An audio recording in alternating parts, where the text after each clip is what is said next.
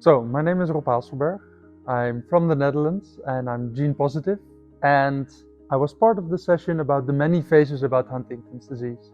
I'm Tess from Sweden. For myself, I was talking about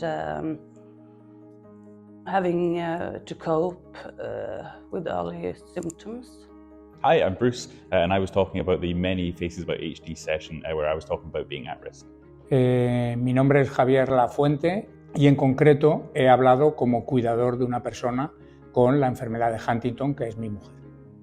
I'm Saija and I was part of the many phases of HD and being gene negative.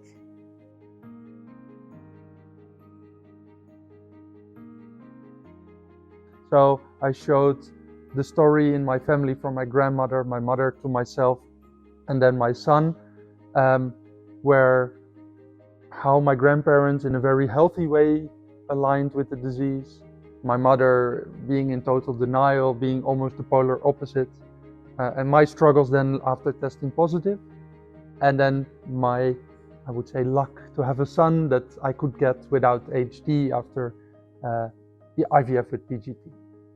I was talking about like how it started for me. For me it was a lot of mental illness, outbursts when I was growing up, and when I myself starting to realize that it's had connection with HD.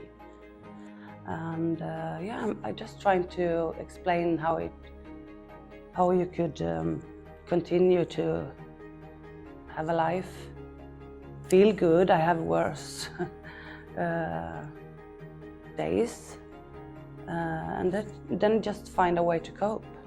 So I tried to give a little bit more of a different perspective on my story, where I've told my story a couple of times in the past, but this time I wanted to tell it in a slightly different way. So I involved a Monopoly board and tried to get people thinking about the chance which impacts my HD journey.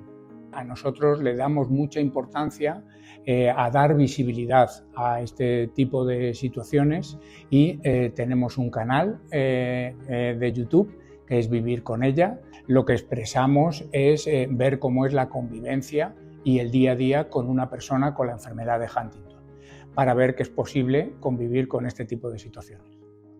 In my presentation, I tried to focus on the effect that the negative result can have in your life, and also the survivor's guilt that is quite often related to it, that we feel guilty for surviving, and we have difficulties in rejoicing our own result when our siblings' result might be different.